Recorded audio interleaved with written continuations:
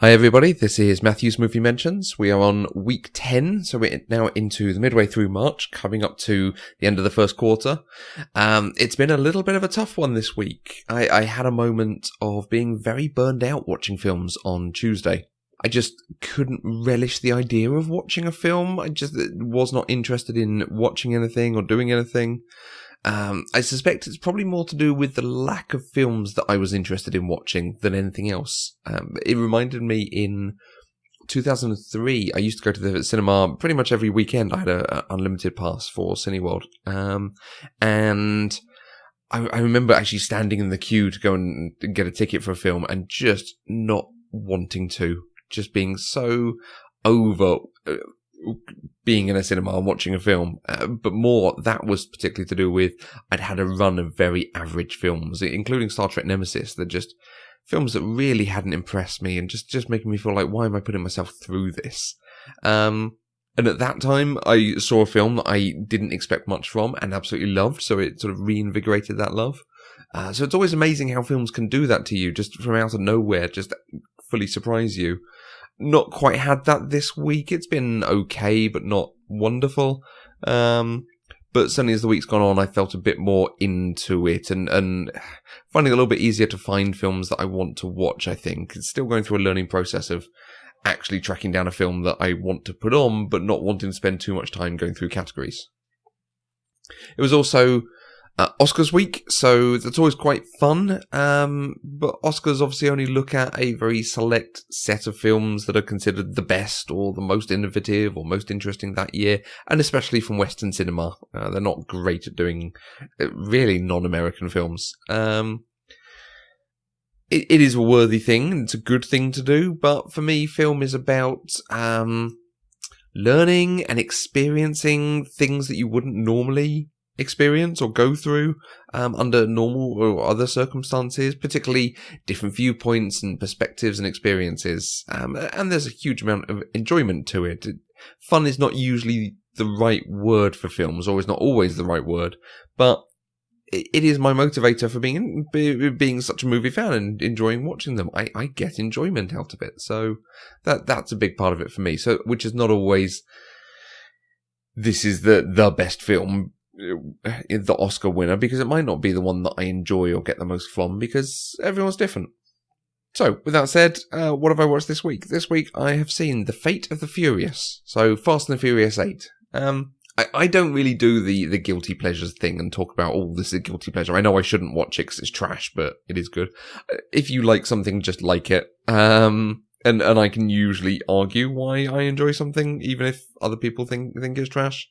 The Fast and the Furious franchise might be the closest I get to that discussion.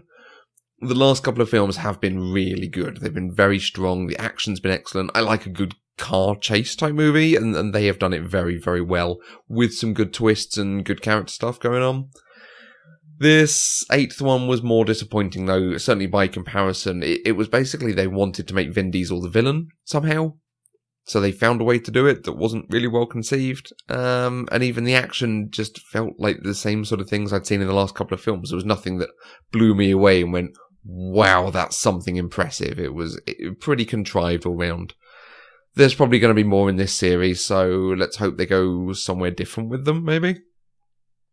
I watched The Apartment, so Sky Cinema. Let's put my phone on mute so that it stops buzzing.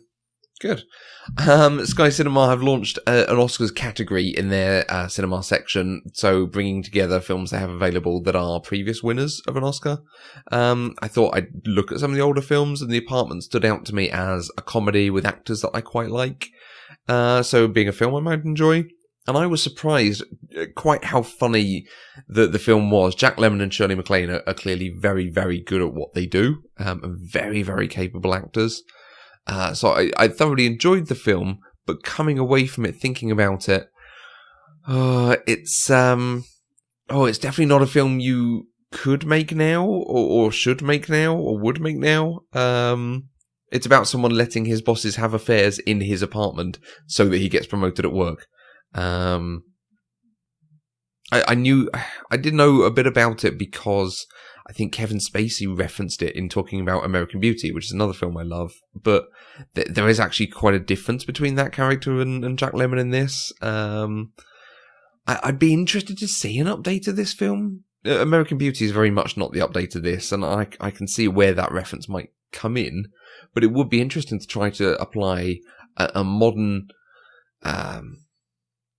morality onto this, but still try to do something about someone getting ahead through helping his bosses be underhand. It could be interesting, and there would probably be a good conversation in there, but it could also be very trashy and not very good. So the apartment itself was enjoyable enough, but I'm not sure it has a place in 2018.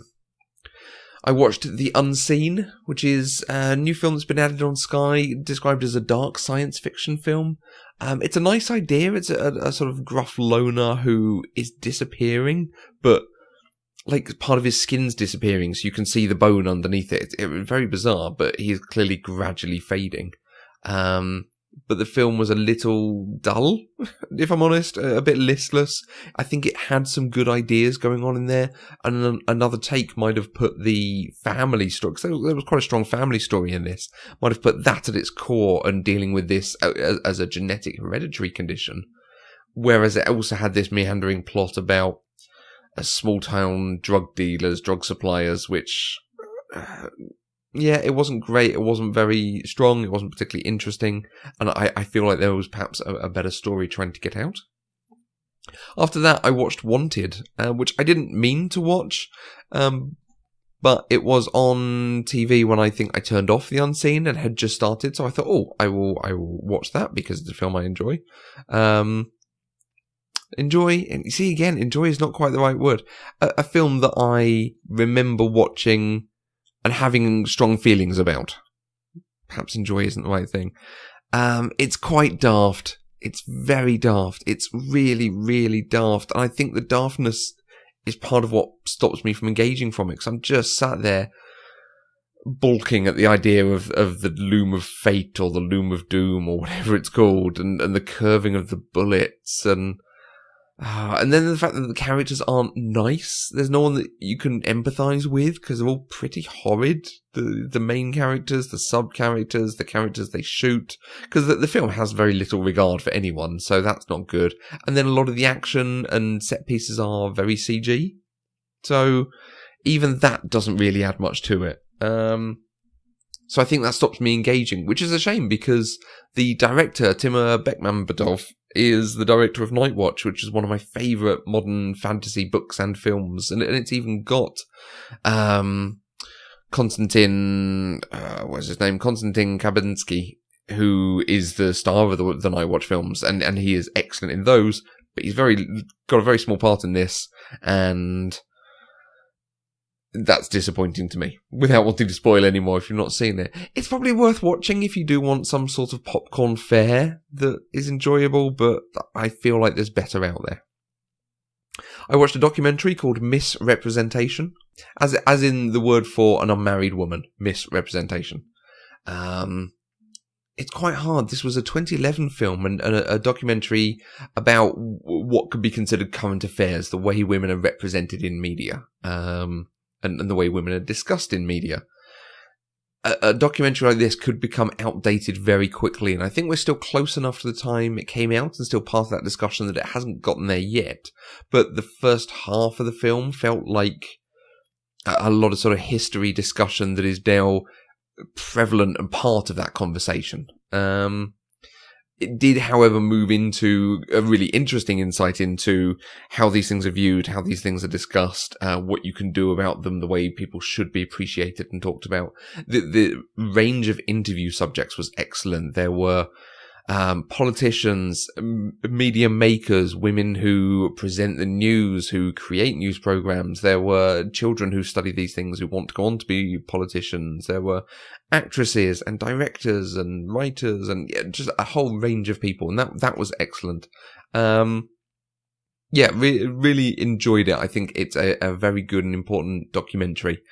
Probably this is still the right time to see it, but I could see, hopefully, because this is part of the message it's trying to carry, this could help change people's attitudes and improve things. So at some point this becomes a historical context documentary rather than something you can watch to take something from, again, hopefully. After that, I reached out on Twitter to put out a poll to see what I should watch next. The options were Julie and Julia, Selma, or Whale Rider, and 100% of the votes went to Julie and Julia, so definitely watch that. Thoroughly enjoyed it. Really, really fun film, really good. The Meryl Streep elements and period through it was wonderful. Really enjoyed it. She and Stanley Tucci clearly had a very fun time doing this. They were allowed to be delightful, frankly, and be fun. And they had an interesting story on their own, which would probably actually carry a whole film, I think. The Amy Adams sections were good, not quite as strong. They felt a bit formulaic, which is odd for a true story. I was quite reminded of The Devil Wears Prada. The story felt very much like Anne Hathaway's story in that and what she goes through and the dealings with the partner. But it was a very enjoyable time. I really enjoyed it. Food can be quite hard to do well on screen, and the cast clearly relished what they were doing, so they carried it quite well. It was a bit odd watching this after Misrepresentation, because there was a great discussion in that about the way women are presented to always be sexy and show skin, which I often discuss after a film, but in the context of that film. It's certainly, the Misrepresentation has made me think about it in the wider context that this is now, it's an always thing. That I shouldn't look at it piece by piece of just what have I just watched and taken it in. And it was really interesting how Julia and Julia is probably not a film marketed at men or that they thought men were going to watch, particularly in the gender split of movies. But Amy Adams was still the one taking her top off, or in a little shirt that showed most of her legs and some of her bum. In a film that it just was not necessary. It wasn't part of a scene at all. It's just that's the way she was dressed. So I don't know whether it was a choice or just that's the way the casting, the costume department did it, maybe. Yeah, really, really strange and definitely something I will be considering about when we watch more films in the future. And then finally this week I watched Wonder Woman. It's an excellent comic book movie. I loved it at the cinema. Really enjoyed it on TV. Less good on TV, I think. I think certainly the pacing slips a little, having seen it, definitely. For me, there are sections in there that I could live without entirely. The whole Chris Pine getting out of the bath and then them sleeping together on the boat. I could cut those scenes entirely and the film would be better for it. I think also because they delay the introduction of Etta Candy, who was a good character. I'd probably do without the shopping sequence, if I'm honest. I think there's a better way of doing that, but I also can see and appreciate why it's there and why it's an important transition for this comic book character. Gal Gadot is marvellous. She is wonderful in this role. She absolutely owns it. But I think the way the film does action is very, very good. The snippets of slow motion in amongst all the frenetic goings on. It's really good at delivering the character and some of the movements of the character growth, that this is a character of action, so we need to see her in action, and when we finally get there in the middle, it delivers entirely. I don't like that it descends into the modern DC tropes, the huge punching of the villain at the end and the bright lights coming down from the sky and the moment of clarity. But it does everything really well up to there, so I can forgive it. And that score, that theme tune, the electric cello, is wonderful. My recommendation this week is, it's been an odd week with some not great films, but Misrepresentation was easily the best thing I watched. It's an excellent documentary that should hopefully start and add to discussions about the representation of women. It gave me a lot to think about, so I will try to keep a lot of that in mind and consider it when I'm watching and discussing media, particularly on the podcast. So hopefully trying to make fewer references to the looks and the styling of women, because I think that's something I might be guilty of at times. Over the next week, nothing planned. I think Selma and Whale Rider were definitely on that list, so I should watch them. I noted on Amazon there's a few films on my list that are finishing soon, apparently, so I think I should get them watched in March. So it might be a week of sort of 90s and 2000s film that I'm clearing up from Amazon. So I will see everyone in week 11.